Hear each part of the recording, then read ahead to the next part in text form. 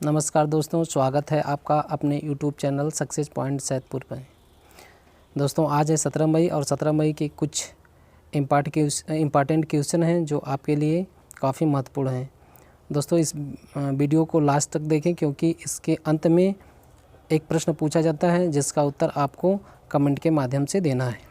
16 मई के current affair के question का सही जवाब विनीत चौहान, विनय चौहान, खुशबू कुमारी तथा सुधा गुप्ता ने सही दिया है, जिन्हें सक्सेस पॉइंट सैदपुर की तरफ से धन्यवाद। तो दोस्तों चलते हैं आज के प्रश्न पर। आज का पहला प्रश्न है,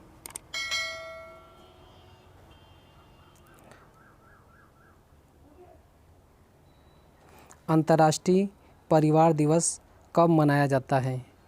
इस प्रश्न के 4 विकल्प हैं। पहला 14 मई, दूसरा 15 मई, तीसरा 16 मई और चौथा 17 मई। तो आपका जो दूसरा विकल्प है 15 मई वह सही है। तो हम लोग थोड़ा सा परिवार दिवस के बारे में जान लेते हैं। तो हर वर्ष 15 मई को विश्व भर में अंतर्राष्ट्रीय परिवार दिवस मनाया जाता है, जिसका मुख्य उद्देश्य युवाओं को परिवार के प्रति जागरूक करना ताकि वे अपने परिवार से दूर न हो सकें। आज का अगला प्रश्न है, मनीग्राम ने किस बैंक के साथ समझौता किया है? इस प्रश्न के 4 विकल्प हैं। पहला है फेडरल बैंक, दूसरा है आरबीआई बैंक, तीसरा है एसबीआई बैंक और चौथा है यूबीआई बैंक। तो आपका जो पहला विकल्प है फेडरल बैंक वह सही है। अब हम लोग फेडरल बैंक के बारे में जान लेते हैं। फेडरल बैंक क्या है? फेडरल बैंक निजी क्षेत्र का प्रमुख भारतीय वाणिज्य बैंक है। इसका कार्यालय कोच्चि में है। भारत के 24 राज्यों में 1252 इसकी शाखाएं हैं तथा 1516 एटीएम हैं। इसके सीईओ श्याम श्रीनिवासन जी हैं। अगला प्रश्न है, किसने डब्ल्यूटीओ के पद से इस्तीफा देने की घोषणा की है? इसके 4 विकल्प हैं। पहला के रॉबर्ट, दूसरा है रॉबर्ट एजेवेदो, तीसरा है अंजुम मौदगिल और चौथा है के वावर। तो इसमें आपका जो दूसरा विकल्प है रॉबर्ट एजेवेदो वह सही है। अब हम लोग जान लेते हैं इनके बारे में थोड़ा सा। विश्व व्यापार संगठन के प्रमुख रॉबर्ट एजेवेदो व्यक्तिगत कारणों से अपने पद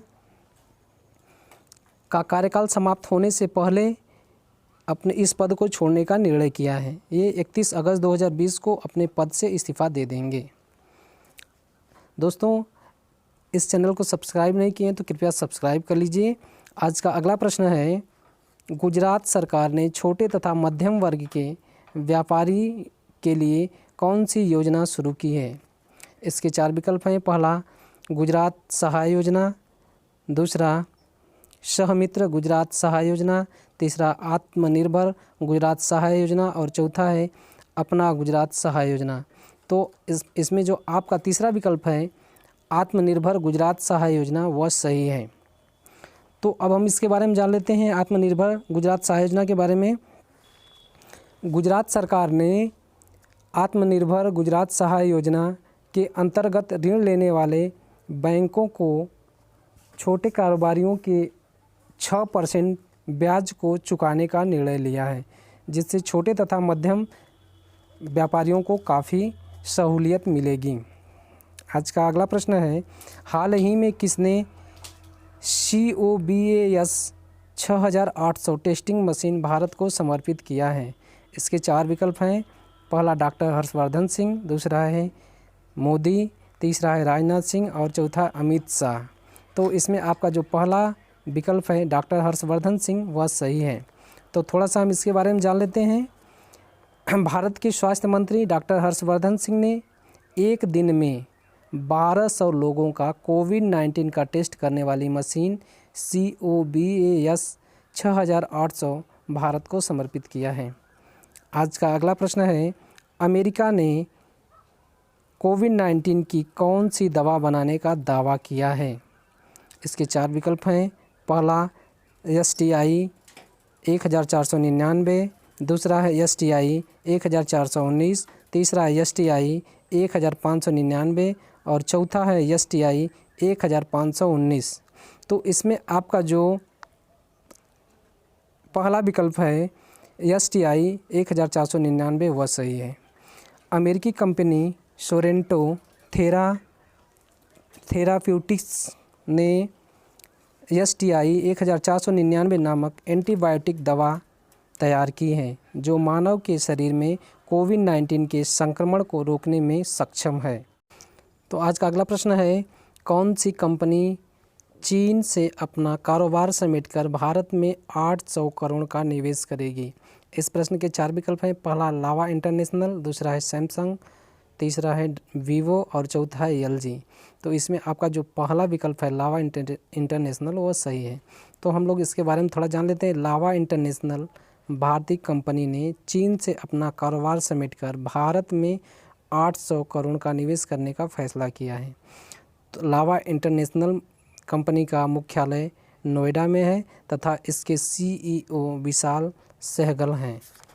आज का अगला प्रश्न है, किस देश में 4 दशक बाद कार्बन का उत्सर्जन पहली बार कम हुआ है? इस प्रश्न के 4 विकल्प हैं। पहला अमेरिका, दूसरा भारत, तीसरा चीन और चौथा पाकिस्तान।